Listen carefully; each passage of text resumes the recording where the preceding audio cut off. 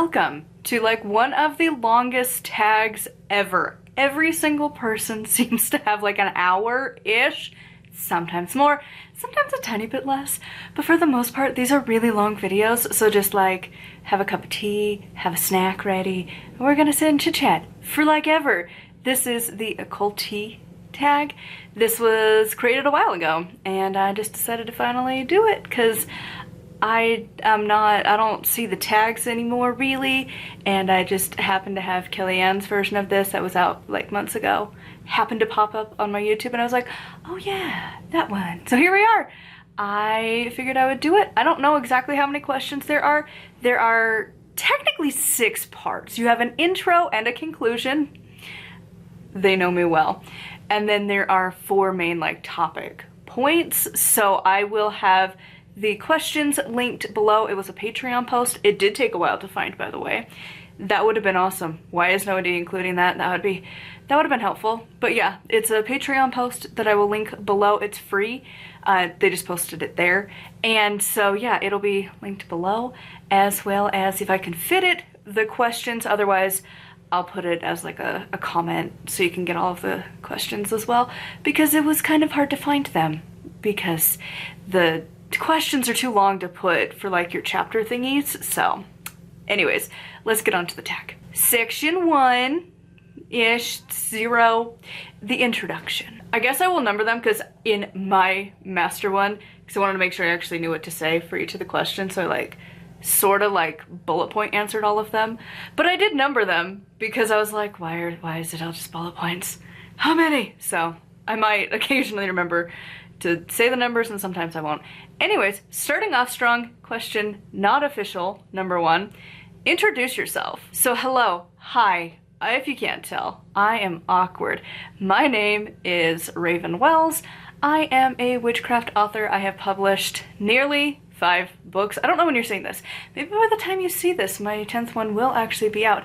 It's my 10th book, 5th witchcraft book, because my fiction doesn't sell for crap, so I've kind of just given it up for a while. I don't know if or ever I will pick it up again, but right now I'm a witchcraft author and a witchcraft book reviewer.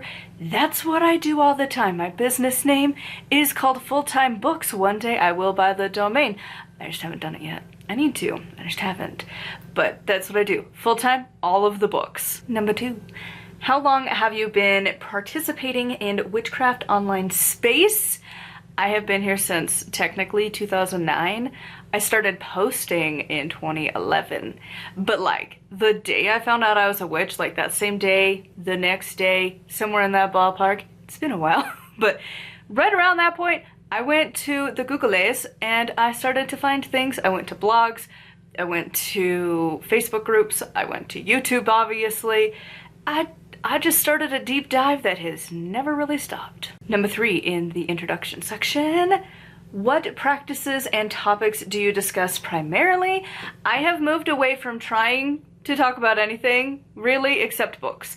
Because I'm gonna be so for real, this is a tag about witchcraft creators, so we're a little more behind the scenes.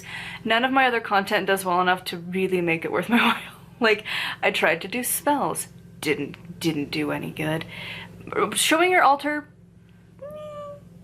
not really. Like, I would get more views from when I would talk about books, and I would get more interaction talking about books. And so I just kind of transitioned into doing that, and once I realized that my library can just sometimes be a pain to find the witchcraft books, but I have found my many workarounds to find the books that they do not want you to find, then I'm good. I can have a lot of the witchcraft books to talk about that I don't have to buy. Otherwise, there's no way I could afford this because I would need to be like a multimillionaire, because books are expensive at the rate I read, because I usually read like 2 to 3 books a day. So that's all I do now, is I just talk about witchcraft books mostly, because it is one that there's not a huge competition. Doing the beginner witch stuff, you have a lot of competition. Not a whole lot of people are reading a lot of books because I'm over 100 books read witchcraft wise this year. So I read an obscene amount of books, and that means there is not as much competition because while there are a few other review channels here and there, it's like you might get like a video a week, maybe once every couple weeks. Meanwhile, my crazy self is over here every day. Every day we're talking about a book, pretty much. Once in a while I get some space and I have like a haul video of books, and like sometimes I do get better, you know, like interactions with, like if I post like a haul video of like actual crap that I bought as a witch, but those are so hard and like I don't know, I don't know what to say on those, so I've just stuck with books and that's all I do. On to topic 1. This is titled Impact on Community, so woo. Anyways, this question number 1, because again, my thing didn't do the numbering like I wanted where it would put them all. It didn't do that. So I don't know how many questions there are. We're just into the next section. This section's 1. What is my personal reasoning and or inspiration behind sharing my practice online? To be honest, my main like reason for doing this is that I wanted to have a witchcraft community. I wanted to be in a witchcraft community space. I don't have that here in Utah. There's not a great community space. There's a lot of infighting. There's a lot of inflated egos. There's a lot of, I just don't mesh with y'all. Cause like, unfortunately, if you're not Mormon here, you kind of swing the opposite direction. And I, being ace and just being my awkward self, I don't really want to be around people that are making very graphic jokes and discussing very graphic sexual things. No, I'm good. I'm a pass on that, thanks. And then also you have kind of a lot of activism right now in Utah. So as someone who is, I don't do crowds, I'm good. And just there's a lot of witch wars and stuff, and there's also a lot of like, you have to have alcohol around, and I just, as someone who doesn't like to be around it much, I don't want to deal with it. And again, I've tried here locally so many times, I've just given up. And you know, there's been quite a few cool people online that I've interacted with over the years that it was like, ooh, I like this space better. Y'all are like normal people and it's great. And then the whole having community thing, just one day it's gonna happen and it's gonna be great. Also, as I've kind of matured out of my need and want of a community space because it hasn't happened, my own content, my goal is, especially talking about these books that I do, is to stop the spread of misinformation, to hopefully help people from having a lot of magical pitfalls, and just to remember certain things like consent and safety, because like, oh my god. Number 2 for this section. What am I looking to achieve by participating? Do I seek to educate, learn, or connect? All of the above. Because let's be honest, I like to educate because, you know, I do write witchcraft books, so there's a key element there. But also, I feel like it's educational to have reviews from somebody who is a witch for like over a decade, nearing the 2nd decade, because 2009 was a long time ago. Doesn't feel like it, but it was. And so as I'm nearing that 2nd decade, I feel like at some point, like, you need someone who has the experience to be able to sift through the good and the bad books. And I would like to think that that is kind of educational on my front. And then also, I do just like to connect with people.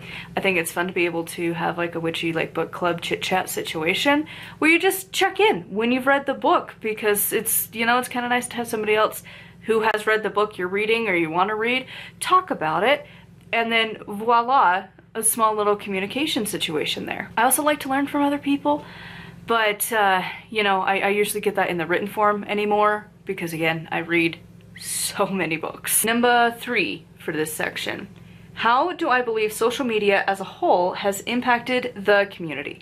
I think it used to be better.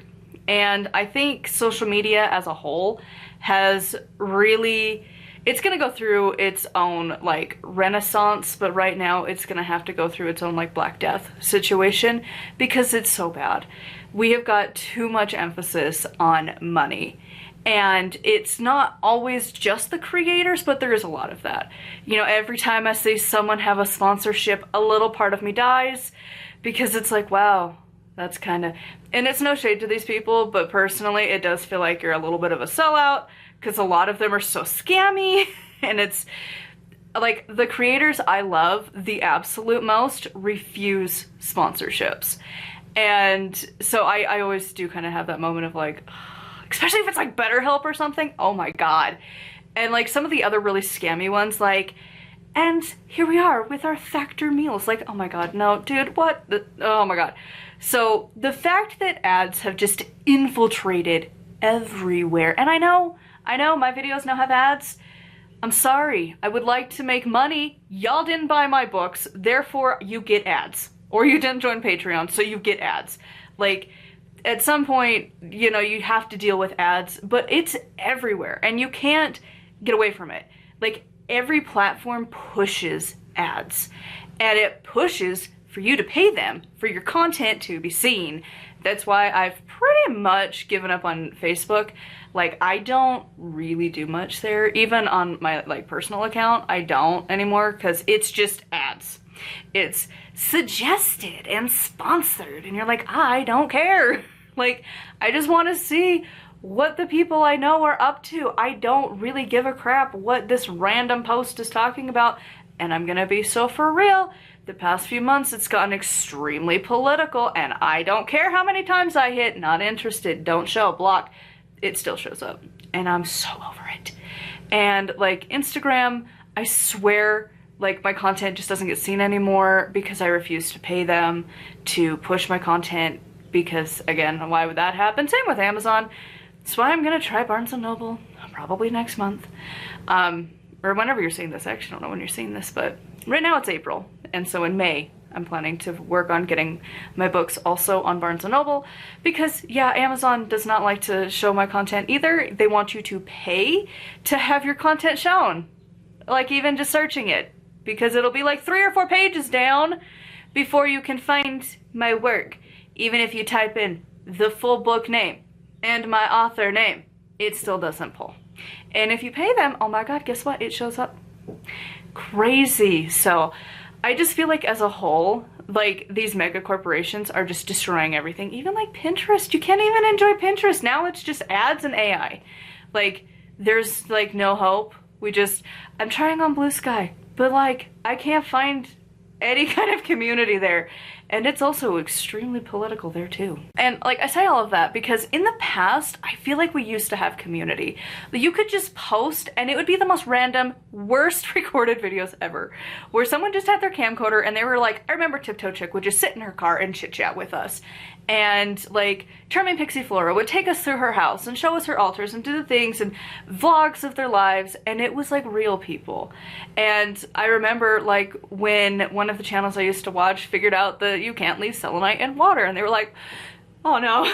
Like, it was fun. It was community. It was real people, real witches talking to other real witches. And it shifted to now it's who can make money, who's got the best background, who has the best equipment, and you know, how frequently are you appeasing the algorithm. And it isn't authentic like it used to be. This is gonna feel really shady, isn't it? Like, I'm so much better than y'all as I'm sitting here with a fancy camera, but it's not like the fanciest camera. This sucker is like 10 years old. Number 4 for this section. How do I think social media platforms such as TikTok, Instagram, and YouTube have impacted education and sharing information? Again, I think it started off good. Well, for YouTube, TikTok's still kind of new, but YouTube used to be the place where you could go and get real information, again, from like real witches. And there was a few scammers, there always has been, but not as many. And I feel like these new platforms have really made it, like, there was one that was like this podcast where these witches were like sharing and like being these teachers, and they hadn't even been doing it for 6 months. And you're like, dude, you haven't even gone through a full year. Like, calm down. You should not be teaching. And unfortunately, it's just getting more and more rampant, and it's going to be harder for people to tell, like, the real witches versus, like, the newbies that really just genuinely haven't had the experience. And it sucks. Again, it used to be better. It used to feel really more authentic. And again, now everyone's just trying to chase the dollar, and they get rewarded for it, and that's the worst part. Number 5. Is consuming witchcraft content becoming a substitute for practice? I think it can be, and I know personally for me, like, I don't know. I go back and forth, because it's like, yes, but, like, it gives you ideas, but if that's all you're ever getting from it, are you really a witch? And I know that's a very controversial thing to say, but at some point, you can say that, like, you're a Buddhist because you've read all of the teachings and all of these, like, books and articles and everything written about it. But if you never actually, like, meditate and, like, live as Buddhism suggests at all, like, are you really? Or do you just like the concept, the philosophy? And it's the same thing, you know, with any religion. If you're Jewish and you never visit a rabbi, like, or if you're, I don't know what the Muslim ones are. My bad. We don't really have them here. I know we do, but they're not a majority. Really, it's Mormons. So it's like, if you never went to church, you never went to your bishop, you never went to any of the events, like, are you really? Or are you just cool with the philosophy? Because, like, there's a line at which you have to live the life. You can't just believe it and think about it. Like, you have to actually do it. And witchcraft is a very, like, doing kind of religion. It would be like a pastor never preaching. And you're like, okay, but, like, at some point, you know, because again, we're the everythings to our craft. And so I feel like you can definitely fall into that trap, but also there is a point where, like, you can just be learning, you can just be, you know, trying different things and just kind of letting things sit and mull it over for a while. And if you're dealing with life, sometimes you don't do as much.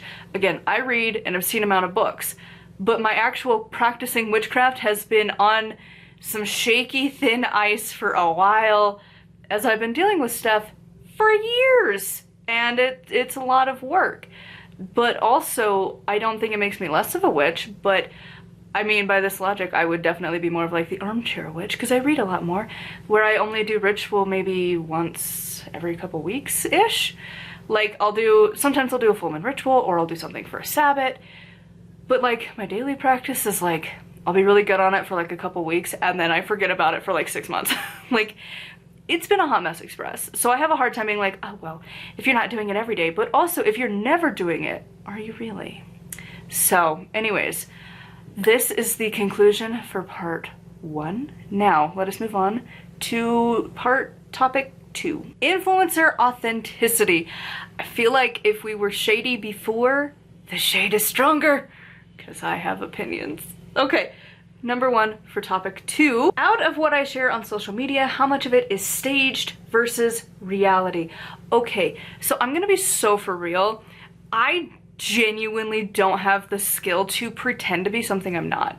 Like, the most is that I can be, like, a little bit nicer, but it's still a part of me that exists. Like, it's still a part of me that knows how to be, like, extra nice. And, like, I talk a little bit louder in my videos than I normally would to make sure the microphone can pick it up.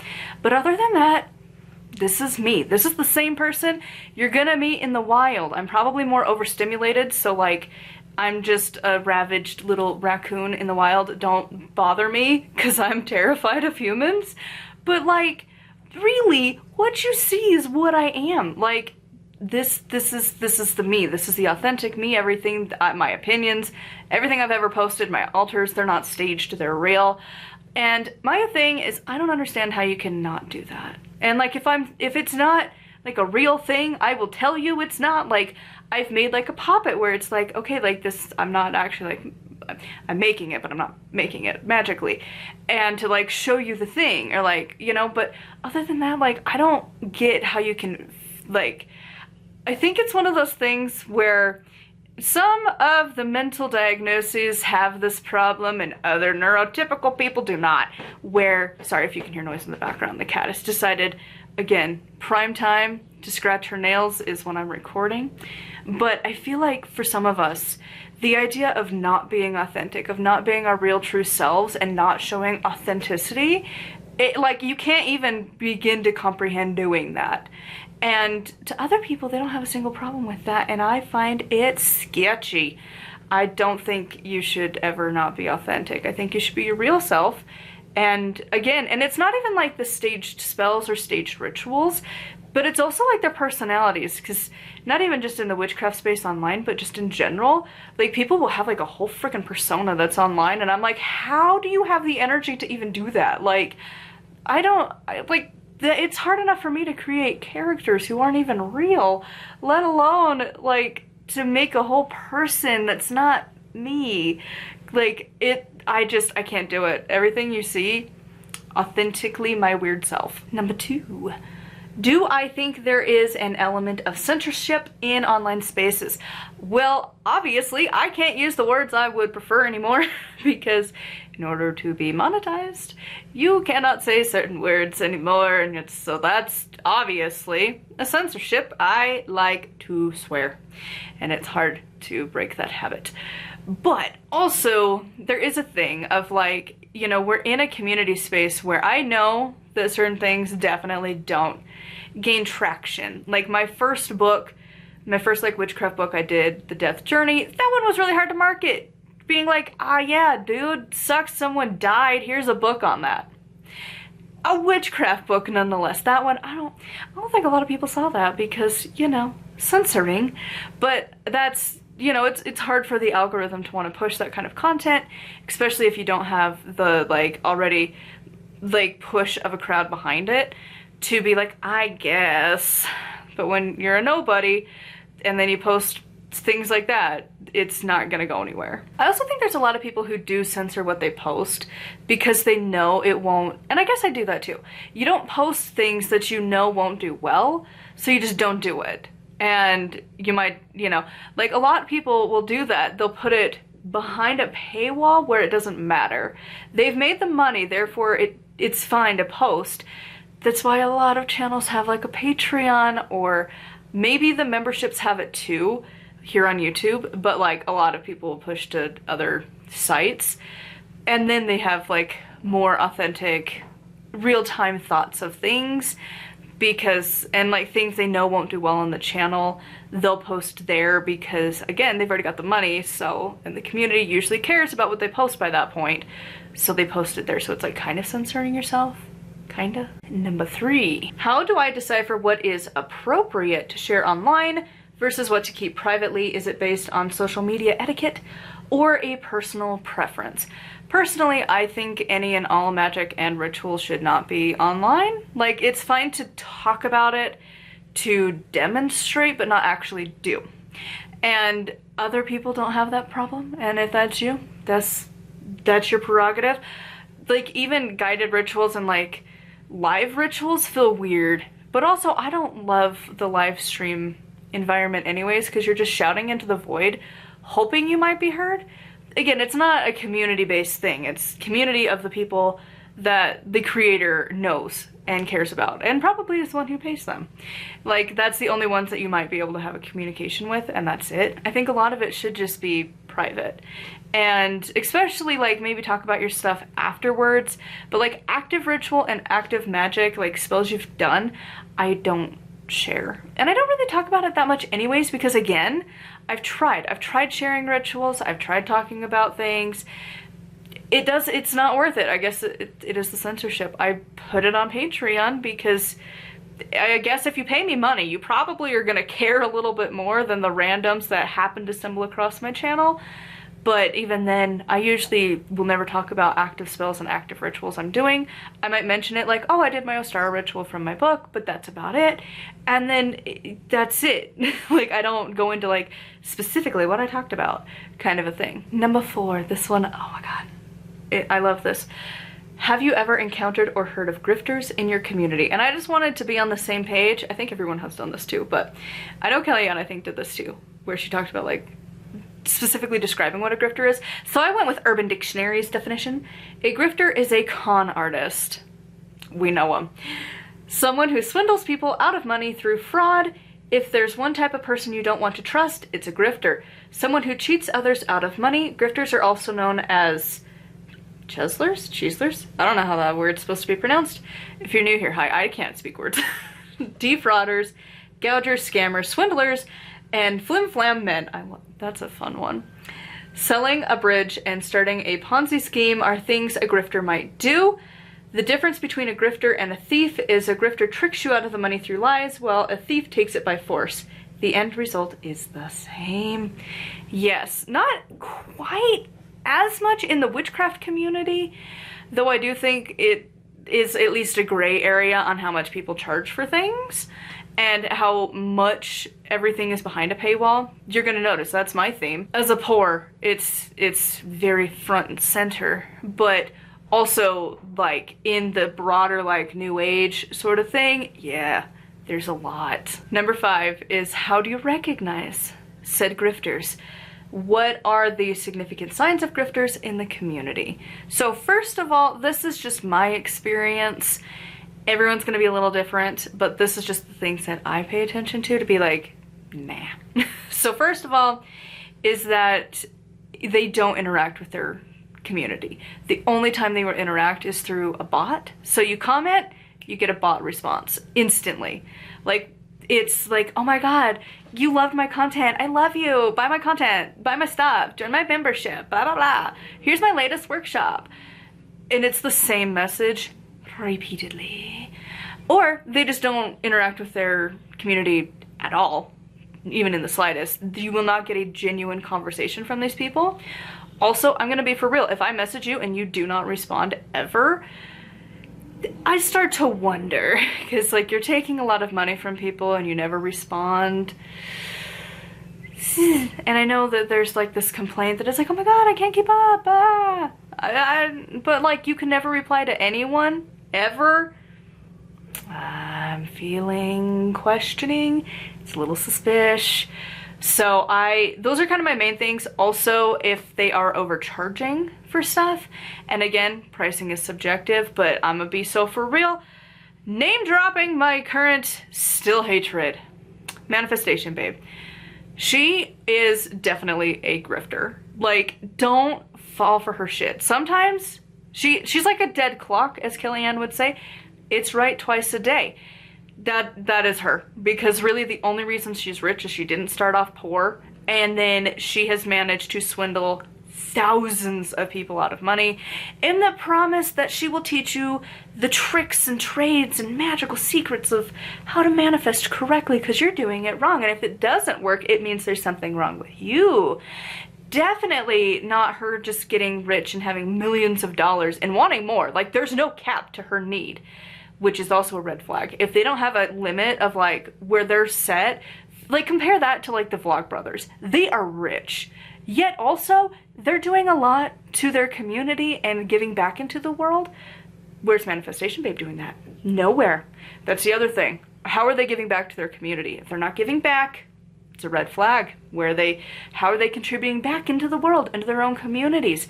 If it's not there, it's a red flag. Number 6. What tools are helpful to decipher misinformation, and how can we as a community prevent widespread misinformation? Personally, one of my big things is, how long have you practiced? It sounds rude, but honestly, I'm gonna be so for real. If you've only been into this community for 6 months, you don't know much. There's no way you could know a lot.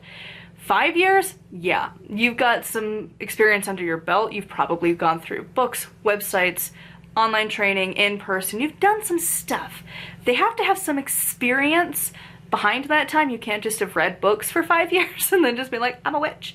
But even then, I mean, you at least have some information. But I think there's how much have you actually practiced, and then of course there's other things as well, and it's subject, of course. One of the other things to watch for misinformation is, where are they getting their information from? If you've watched my channel for a while, you know I'm always calling out authors for this. Where are your sources? Where did you get this from? I've had some books that literally got one of their sources as a coloring book or just Wikipedia. You're like, great, that sounds so legit. So watch for that too. Where are they getting their information? Who are they recommending? I think is another big thing, because if it's some of the names that I really despise and I'm like, oh my god, if you support that, why am I talking to you? Goodbye. And then also, what are their ethics? I think that's a big part of misinformation. And just in general, a good practice is to see where their ethics lie and their morals, and if it lines up with you and they hit everything else, that's great. But they can hit all of these things and then their ethics and morals are really not aligning with you, how much can you trust their information, you know? How much should you be listening to this type of person? Number 7, how does a large following impact the perception of a creator? I think there becomes a shift. When you're a small creator, you care about your community, you care about what you're doing. And then as you get bigger, you care more about the algorithm. You care about sponsorships. You care about what's gonna trend.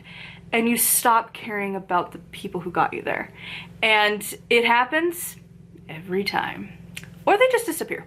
That also happens a lot too. I also feel like as the creators get bigger, they're less attainable and they don't actually care about their community. They might think they do, but they don't actually give a lot back. There's a few exceptions, but they are exceptions, not the rule. Most of them, it hits the ego and they're just like, hallelujah, play to the algorithm, whatever it wants, I will do. And then the community side of it gets left behind. Number 8, does this immediately make them an expert? Going back to the, if they have a big following, or are there other assumptions as to why they have a large following? So honestly, it depends. If they've been there for a long time, they've probably gained those numbers. Like Kellyanne, she's been doing this for like ever. She's gained those numbers easily. Even like Hearth Witch, I think she still posts. But I know that, I think she still does. But like she's been doing this for a long time too. So she's gained those numbers for a reason. But the new ones that come out and it's like a few months, maybe a year, and they've surpassed everybody, I'm gonna be so for real, I kind of wonder how many are bought. Because you can buy the numbers, you can buy subscriptions, you can buy bots to comment and boost interactions, and I don't necessarily trust that. So I think they have to have, again, time. Time's the biggest thing. All right, last question for this section. I hope my camera doesn't overheat. It's been flashing for a while, so here's to hoping. Number 9, how does one maintain the balance of authenticity and content creation? Personally, I only will ever discuss something that I'm actually passionate about. I love reading books, so I'm going to be authentic talking about that. When I've talked about other things, I've tried to teach, tried to talk about different stuff. It comes from an authentic place of I want to share this and I want to do the things because I want to help my community and I want to talk to other witches about it. Where I think when you lose that authenticity of where it means something to you and you're doing it for money, that's where the inauthenticity kicks in. And I feel like if you're just creating content because you want money and you're only creating content because really, I mean, it comes back to money. You want to gain readers, you want to gain, you know, Patreon peeps. Well, Patreon patrons? Patrons. So used to what I actually call mine. But you know, you want to sell your courses, you want them to buy your readings. Like, when that's the only reason you're doing your content, I feel like that's a problem. When you're doing it to connect with people and build an audience and to build a community space, and you're authentic about it, and it's what you actually care about, I think that's the difference. So, I'm gonna let this underheat, and then I will check in for topic 3. Topic thing 3, imposter syndrome and FOMO. And if you don't know what that is, fear of missing out. For this section, number 1. When I follow other creators in the community space, does it make me feel genuinely inspired and empowered, or does it create feelings of FOMO and being less than? A little bit of both for me. So sometimes the creators that I've watched, and again, it's more old creators, I feel like inspired from. Again, they were more authentic. It was just regular people, regular witches chit-chatting to other regular witches. And nowadays, there's a few that I'll still get inspired by, but by a few, I'm gonna be real, I watch one channel anymore because it's not like, okay, the fear of missing out is more like I am jealous that they have the ability to create this content, that their home environment is so aesthetically pleasing that they can just have that as a background. Where again, the authenticity thing. This is really my office. This is really the blanket that my cat sleeps in. Like, this is really the collection of books I have from the library. Like, this is my actual space. I don't have like a studio. And some of these people have really fancy setups and it doesn't feel really authentic. And you wonder, like, again, when, like, back in the day, like, Charming Pixie Flora had a video of like all of the tea she drank in a week. And it was like a normal kitchen. It wasn't like perfect lighting that could be a set for a movie. where it's like just that right ambiance of like candlelight color, but in their kitchen, and it's all like woodland and like spooky, and just it looks perfect. It was like a normal kitchen that you would find anywhere in the country at that time, and she had papers on her fridge from her kids, and like it was just a normal house with normal appliances and just a normal existence and just normal coffee cups and just showing you her different teas in the boxes, and it wasn't in like these little glass jars that have a special little label. It was authentic. And nowadays you don't find that. You know what you're gonna find? The inauthentic, the aesthetic witches that are like, they could really be witches, but their content is for the aesthetic. And it's like, I don't have FOMO, but it's more of like a, I miss what used to be. I'm not inspired by this. I kind of have the opposite reaction. Like, it's so staged that it just, I can't do it very, like there's some that I'm like, I like the idea of this, but I can't. You're too much of the fancy. I just want normal people. I just want you to film from your phone or a camera you've had for 10 years and not have the perfect background and the stupid ass mic everyone has. Like, I can't. See, censorship. I try. I think you're allowed a few times, but I try to not, because but like I can't with like just trying to be so aesthetically pleasing, and I don't know, like there's some that it's not really witchy, but it's like watching like Jackson Crawford. He just goes out into the mountains and records, and you're like, that's a vibe. And like, you know, a lot of the channels don't do that anymore, and it's very much a set, and it just doesn't feel real. And so it's not, I don't want to be that person. I want the real, and it's not there anymore, and I miss it. And I also suck at doing it, so I can't, like, I could do the real stuff where it's like, hey, guess what, my kitchen, yep, I need to redo the flooring, but I don't have $15,000 to go and have, and I don't even know where I'd put my crap, because they want to do it all at once. And we have hardwood floors, so you'd have to like take all of the furniture out and get like one of those pod storage thingies in the driveway and huck all of your stuff in there for them to come through. And like, anyways, like my kitchen is not, like my patrons know, my house is just like a normal house, lived in house, and most videos are not that anymore, and it sucks. And like, again, it doesn't make me feel inspired either. Like, I'm not inspired watching this crap. I just know that it's not real, and you're again playing to the algorithm. All right, number 2 kind of went with the first one. If I experience FOMO, which is like, it's a valid fear because I did miss out. I miss those days. Has it ever left me feeling vulnerable to be taken advantage of financially or otherwise? For example, would be the need to purchase the latest popular product or book to fit in. So not really. I don't care about fitting in. It's just something I would have liked to do. But again, money. Because like, I remember when everyone was pretty obsessed with Glastonbury and the Goddess Temple. There was quite a few people talking about it. And I was like, ooh, they even have an online thing. This is pretty cool. We don't have anything like that here at all. Utah does not have this sort of a situation at all. And so this would be pretty cool. And then it was like literally more than my college tuition for the first year. So I was like, you know what? Bye. I can't afford that. I still, to this day, am paying on my student loans. Like, that's a lot of money that you're wanting for a course. Now, granted, it was for one semester, but still, it was more. And it was like, no, I don't have that kind of money. No. And then by the time I got old enough to do it, it was like, you know what, Kathy Jones? You're a terrible person. You were spreading so much misinformation, which I guess I should have mentioned that. That's one of the things, is if the person talking falls for false information to begin with, don't trust them.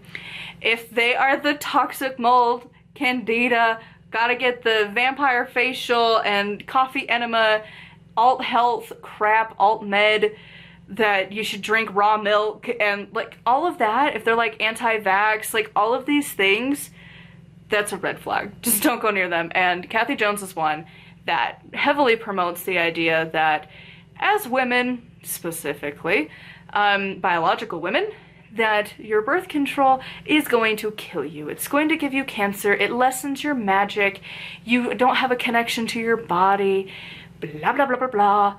And I can't support anyone who does that. So that's like a random, like, misinformation on a whole front. If people do that, nothing they say is worthwhile listening to. Just move away. Find people who, like, listen to science, modern science, not wackadoos. And also, you know, I wanted to believe that, like, Manifestation Babe and her things were legit, but then again, a part of me just can't do it. I get so unbelievably irked at how much she charges, where it's like, oh my god, my course is gonna change your life. Listen to all of these people who have had their lives changed.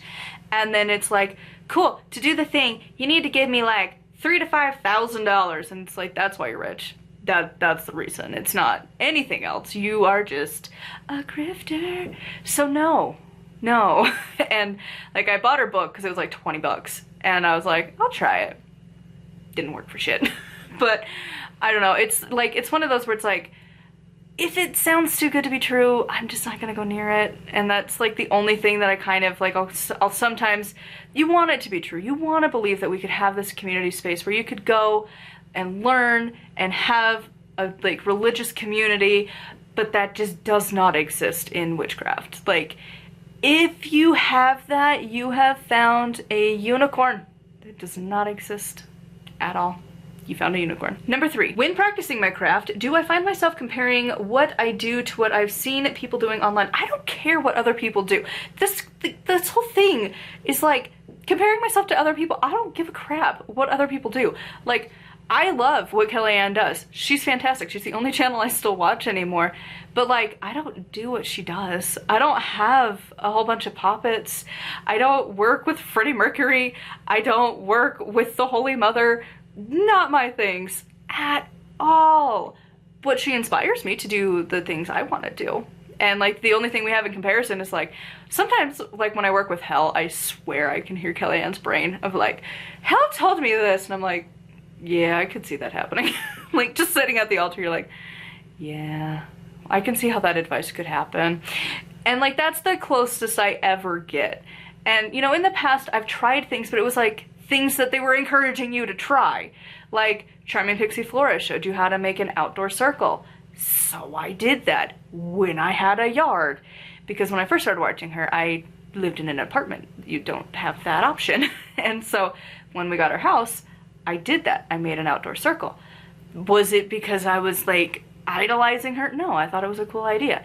And so, you know, even like just stuff like that where it's like, it inspires you, but it's not like I gotta be them. Like, I don't really give a crap what other people do. I do my own thing. Number 4, in what ways do I combat imposter syndrome? So my biggest thing with my imposter syndrome is the fact that like, it doesn't seem to matter what I do. Like, I have been doing videos since 2011. I have tried just about every form of content that the community has done, and yet other people surpass me constantly. And it's like, what, how? And sometimes I think it just was the right time, the right place, and the right age, and right resources. Because being a teen witch, I could kind of ride that wave for a while. Kinda. But now it's like, cool, I'm like almost 30. Woo! Like, it's, you don't have that audience to hit anymore.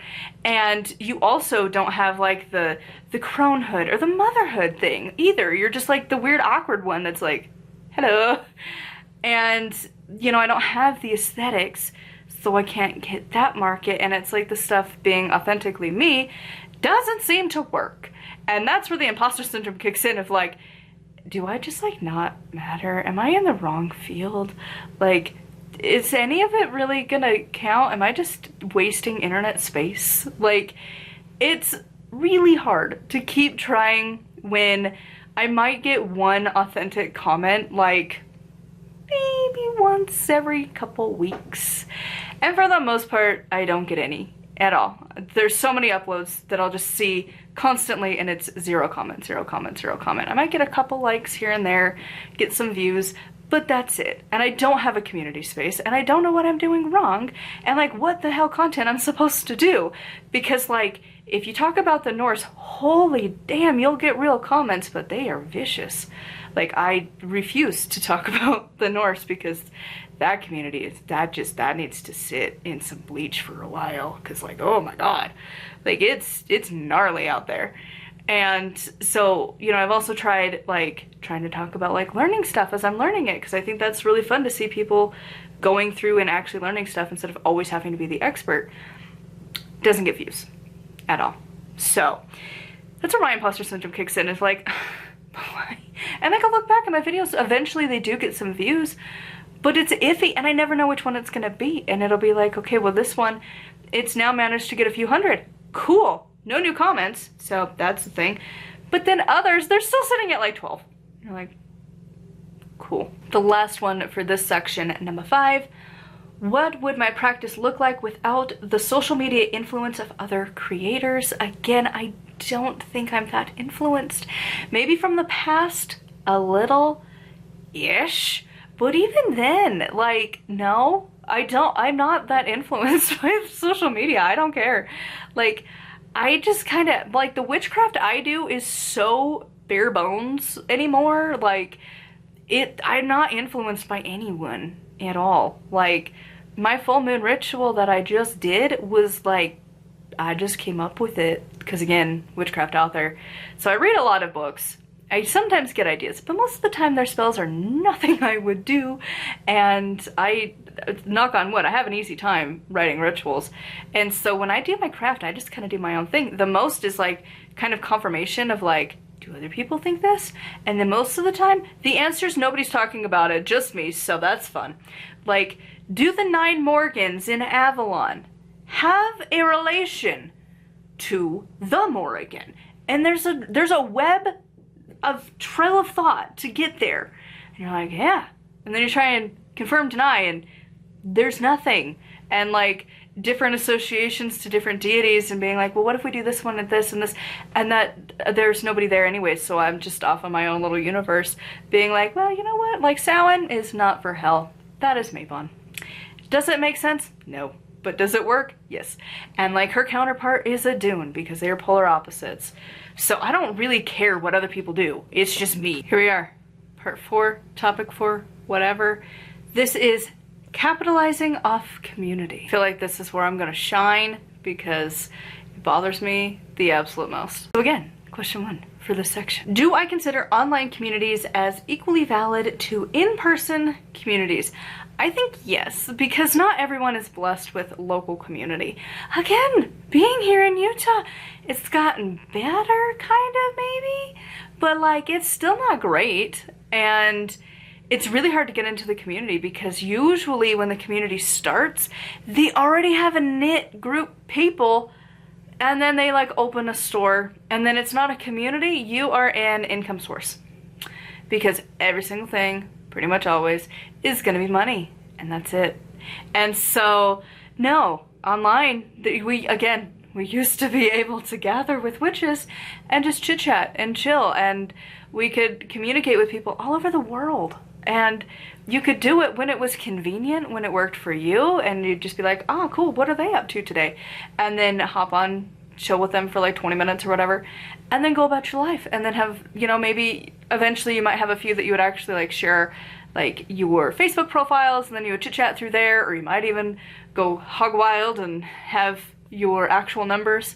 I've done that with only a few people over the years, and we would chit chat, and you know, that community didn't need to be local to be real. And again, nowadays everything is just a paywall, so odds be in your favor to find a real community. But no, I think you can have it online and or in person. Either way. Number 2, how have online occult and witchcraft communities impacted me as a person and practitioner? I would love to know where these communities lie. Even trying to find tag videos, oh my god, like it is impossible to find. The YouTube search option sucks. It is the worst thing ever. YouTube, please do better. Because it only shows like this many videos, and then it's just, actually we think you should look at this. And you're like, No, it's the same crap you show me every single day. Like, it doesn't want to push new content. And so trying to find that community space is so hard. And again, it used to be great. We used to have, like, YouTube. We had our own little, like, YouTube Pagans community on different platforms, and we would chit chat and we would watch each other's videos, and it was great. Was I ever a really big part of it? No, I don't think 99% of these people know I exist. Sometimes they would, and they'd be like, oh my god, you know I'm real? Wow. Like, once in a blue moon, like, Joey Morris would acknowledge my presence. I think Kellyanne once upon a time acknowledged my existence. And I think maybe even Oathbound Secrets once upon a time acknowledged that I existed. Like, it's super duper rare that they know I'm over here doing my thing, but it was still nice. It used to be a thing, and now I don't know where these online communities exist except behind paywalls, where it's like, Kellyanne has, no offense, she has her Discord community, and through Patreon, that's really the only place you're gonna get a response from her. Otherwise, it's her assistant guy, Danny, which is fine. I'm glad she has, you know, her boundaries and stuff and whatever, but it does suck. It doesn't feel like community. It, like, I don't even bother commenting on her stuff because she's never gonna read it. She's never gonna respond to it. So what's the point? Because, like, I can only watch content just for me, and I have to know that I don't matter to these people. And that sucks, and that isn't what builds community. This is the equivalent of, like, going online and just searching stuff, and there's no actual community anymore. There used to be, because again, I used to be able to find witches and we could interact and do things and do video responses back and forth, and it was so cool. That hasn't existed for so long. I haven't left here. I have been uploading since 2011. But the community space kind of morphs and changes, and inevitably there's always an in crowd. I'm not that. So yeah, for me it's a bigger gap, because I used to be able to email, you know, back in the day, email like Tiptoe Chick and Charming Pixie Flora with questions, and oh my god, guess what? I would get a real answer. Nowadays, I have been left on ignore for like every single person. That it's like, you know what? Bye. Like, I only watch your content the same way I would flip through a magazine. Like, and most of them, like, I'm gonna be so real, if I don't ever get a response ever, I don't treat you as community, really. And it sucks, but it's like, when is there an exchange? Because if there's not an exchange, it's not a community. It's just you lecturing at people, and they get to experience it, and that's it. And again, to get a response, if you have to get a response through a paywall, you are just paying for them to give you attention. It's not a real community. I know, the salt is real today. Number 3. What are some of the dangers of the current phenomenon of capitalizing off the witchcraft community? Kind of already touched on that. The only people who care are the people who pay. Because otherwise, if you're just a random commenter and they aren't profiting off of you, you don't exist. And it sucks. It sucks major. But also, I have not seen it any other way at all for a long time.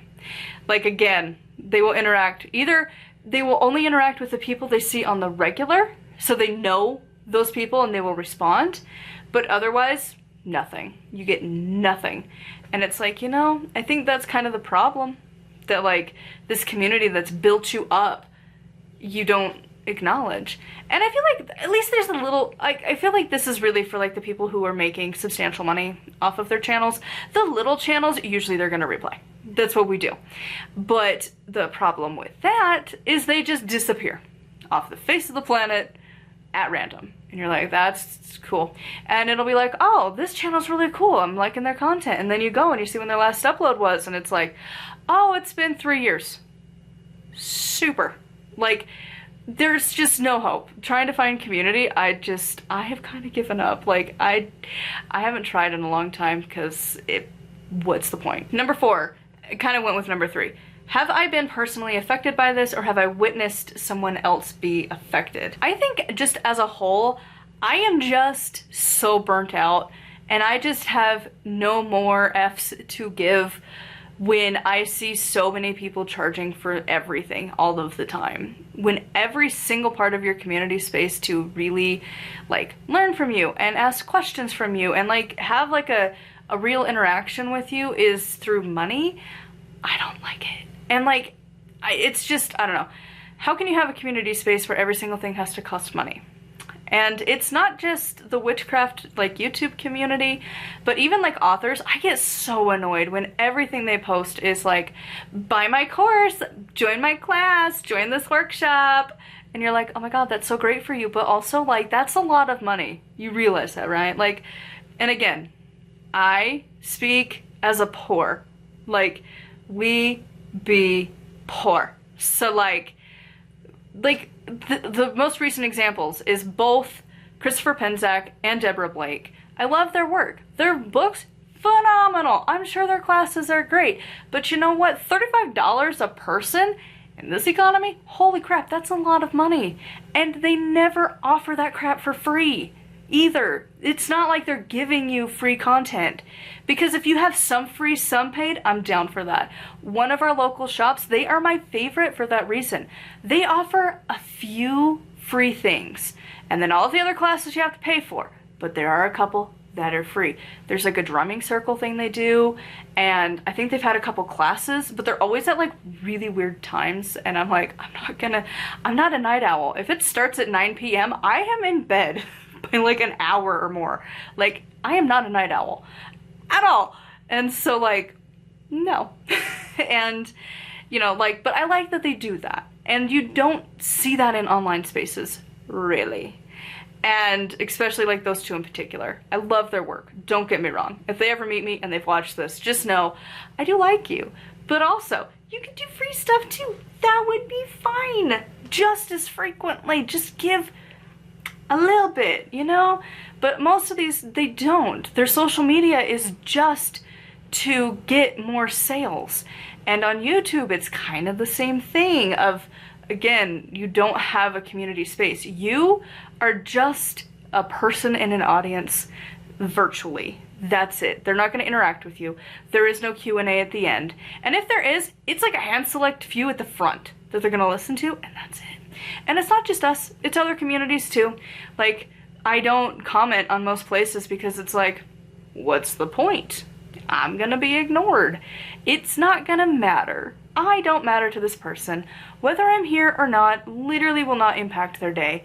So why bother? And again, smaller channels, this is not an issue, but there's like a threshold of money where suddenly the only way you're gonna matter is through money. And it sucks. And you can't build a community off that. Oh, I guess this kind of goes to the next one. Should there be paywalled communities and online courses? I think you can have some, but not all. Like, there needs to be a boundary of like how much is just behind a paywall. Again, if I can't get a response from you until I pay you money, I don't like that. That's not a community. That is me paying for your time. Don't like that. Now, that said, like, I have a Patreon, but like, I also will have my audiobooks posted for free. If you want to buy my book, buy it. If you don't have funding, guess what? I don't think it should be behind a paywall. You can listen to me try desperately to read out loud my own books because that is not a skill I have. And so, like, that is my way of giving back to my community. And you know, like, I post every single day here, pretty much. And, you know, my stuff behind a paywall is like, I've had it for free. It didn't do good anyways, so I might as well just move it over there so that they get more content from me. So, like, I have my fiction books, and I have, like the ones that I know that I'm not going to talk about on the channel anyways, because, like, oh, man. There's some, like, Norse books. Absolutely not. Oh, they come out of the woodwork for that one. So, paywall for my mental health because y'all are awful. And so, you know, like, I can see both sides, but also, again, I respond to my comments. If you send me a message, I'm probably gonna reply. Like, I don't know, like, that's, I guess the thing is, how much are you still gonna interact with your free people versus your paid people? That's the trick. And also price. Ain't nobody needing to pay for any course ever over like $500, and that is really pushing it. I don't think you should be charging that much money for being honest. That's a lot. Number 6, how does one ensure the authenticity of courses, workshops, memberships, etc. as a financial investment? And again, I kind of already talked about that. How much is it? Because none of them are worth that amount of money. 15 to maybe, if you're lucky, $30 a month. Okay-ish. Ish on the, still a decent amount of money, but like whatever. 15 to 30. Okay. But when you're looking at a course, and I'm gonna be so for real, there are so many that I was like, if this was cheaper, I totally would have bought it. But I'm not gonna spend $55 on a single video just to watch you talk the same way you do on your YouTube channel. I'm not gonna pay that much money for that. I'm sorry. I'm not gonna waste more than a tank of gas for a single video. Like, I don't care how much time you put into it. Do you know how much work I put into my books and how much I get back? You buy a book and it's, I don't know, like $20 to $30, I get less than $5 of that back. Like, I'm not making money. Do you know how much time it put into that to make that? Like, just because it takes you time and effort doesn't mean you need to push all of that back onto your community. And so like that one always bothers me, of like how much, let alone, again, manifestation babe, charging thousands of dollars. No, you're not worth that amount of money. Let alone, God, you keep going up the ladder. Tony Robbins or whatever, how he charges like 20 freaking grand to hear him talk. Oh my God, dude needs to just have an oopsies. Like, he needs to come back down to planet Earth. No person on this entire earth, I don't care if they're Jesus, I don't care if they're Buddha, nobody needed to pay that much money to hear you. No one's that important at all. Even if Thor himself came down from the clouds, I would not pay $20,000 to talk to him. And I don't think he would accept that kind of money anyways. Now, if you give him like a beer, probably. But, like, it's so ridiculous how out of touch people have become with how much their time is worth. You aren't worth that much money. Like, you're very replaceable. Stop. Like, it's just one of those things. Again, community space, it should be a community, not a way to get rich. Okay, that was a really big rant. Also, less than just the money side of it. Also, like, where have they learned from? Same stuff I've talked about before. Like, where are they getting their information from? How long have they been practicing? Who are they influenced by? What are their ethics? Stuff like that is some things to watch for. And I guess it's still on that same thing. How are they contributing to their community who don't pay? What is the free content they are giving? Because there are, like, and how much are they pushing their content to? I'm gonna be for real. If you're constantly pushing your crap, like, there's like a Instagram page that I follow that they have like really cute like little quotes and different things, and you know it took them like not even that long to create. Like, at most you have an admin day and it takes you like maybe an hour or two to get your whole month's worth of like random stolen photo, free image, whatever, and then you put some random quote or some little inspirational blob that's like less than a sentence, and you post a couple of those a day. That's not going to take you that long to create, really. And then at the end, every single time, they're like, oh, but also buy my stuff, buy my stuff, buy my stuff. And it's like, at some point, I'm gonna unfollow you for that. And then the ones that are always like whining that they need you to buy their stuff, and I guess I'm kind of guilty of that, but like also, I don't know, I feel like I don't know, it feels weird, but like there are people that are very whiny about it, like, oh my God, I need you to buy my stuff, it's so hard. And then you just, I don't know, money makes people weird.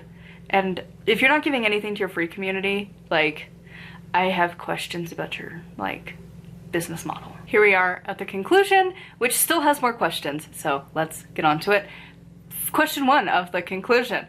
What are some topics of conversation I'd like to see more of in our community? Can we just be real and not trying to always be the expert in everything?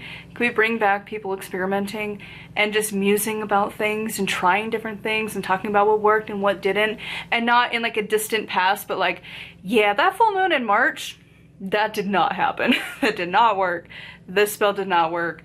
Wow, I tried this with this deity, that did not seem to go well. And just be real and not have to be always an expert on everything, and just be authentic, basically.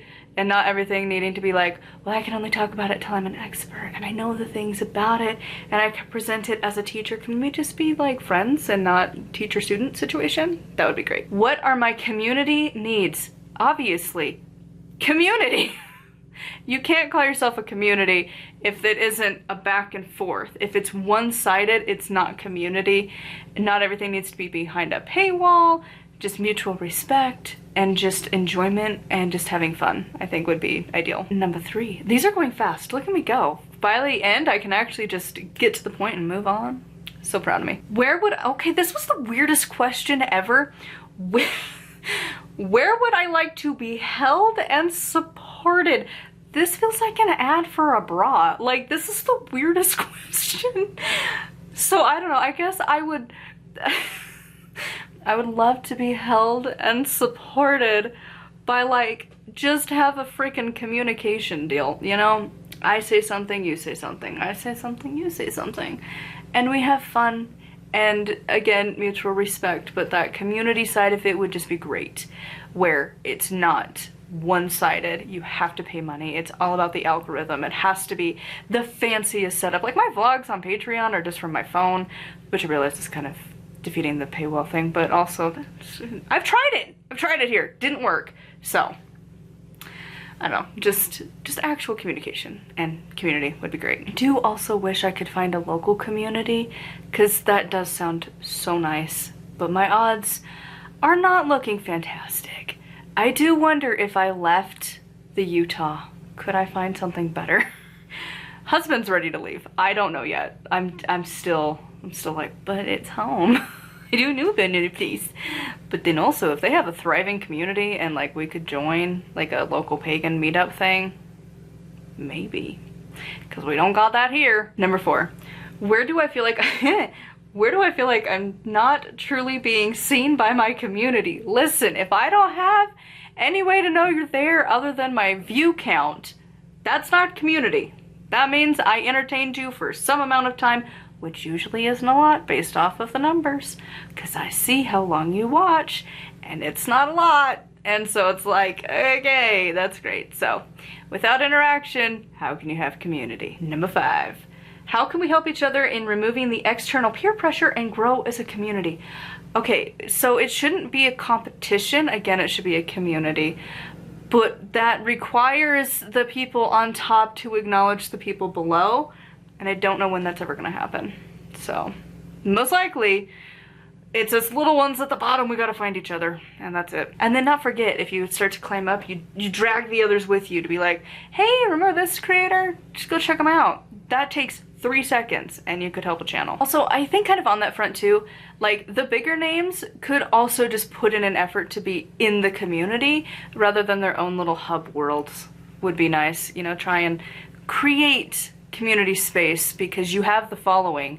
Invite others to come in and share.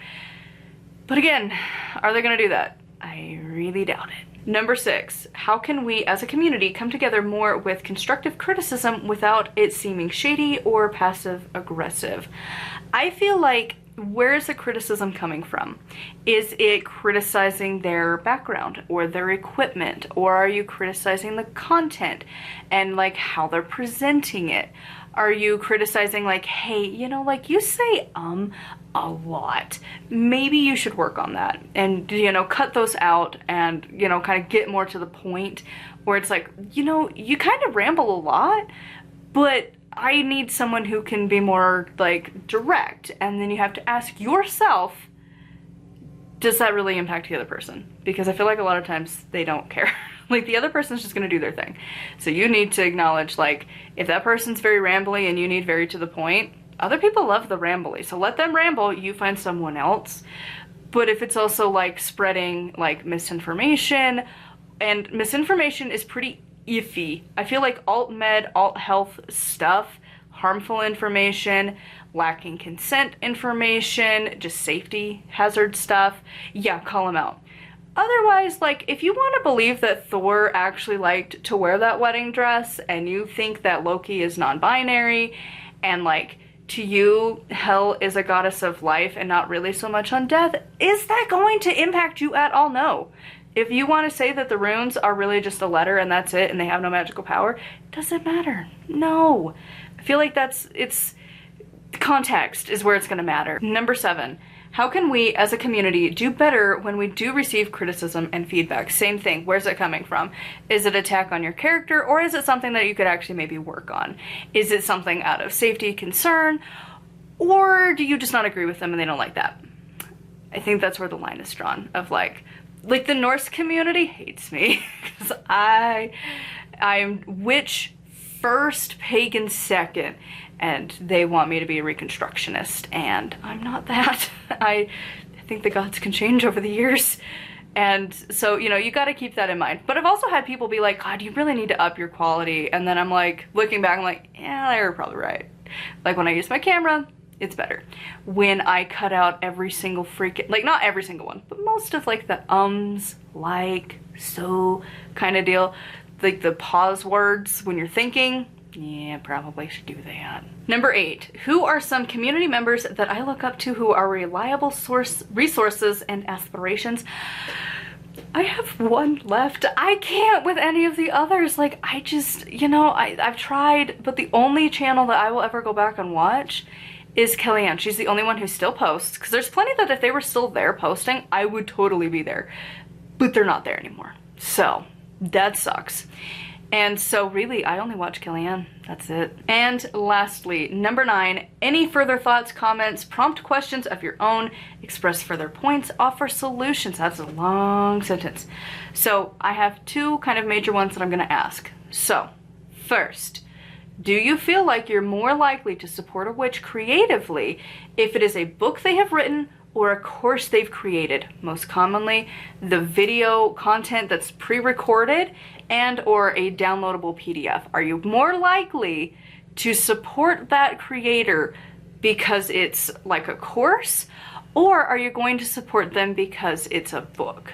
I'm very intrigued because, you know, the course is only going to be one little thing. A book usually is going to cover a lot. I'm just curious. I want to know, which would you pick?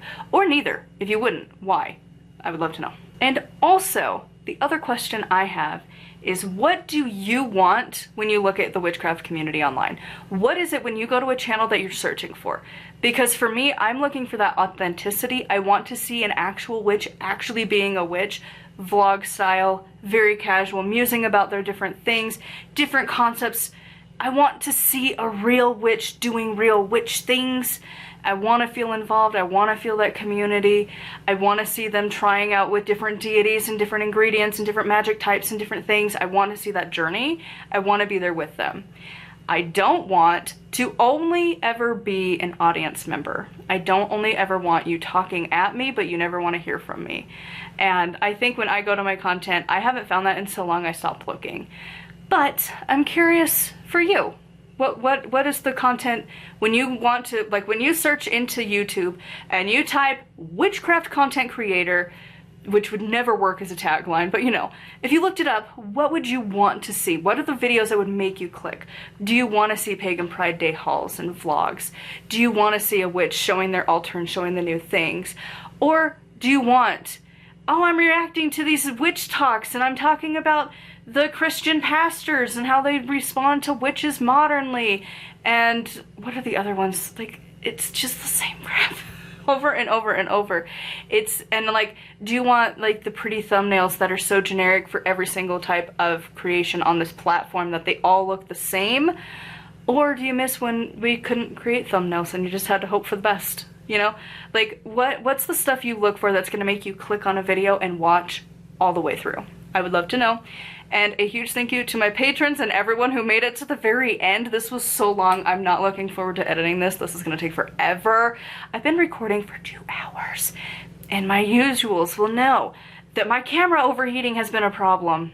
It can't do any more for the rest of the day. It's got to underheat for hours at this point. I've been pushing it 5, 10, 15, 20 minutes, and then I still can only record a little bit, and then it starts freaking out because it's getting warm again, and I've already had to go through 1 battery for this, so it's a lot. Thank you for getting to the end. If you did, please leave a sun emoji, or type sun, like S-U-N, in the comments so I know you made it to the very end, because I don't think anybody's going to. So if you did, do that, as well as any other response you had. Just leave it at the bottom of your comment so I know you made it. Anyways, till next time, thank you for coming along, and blessed be.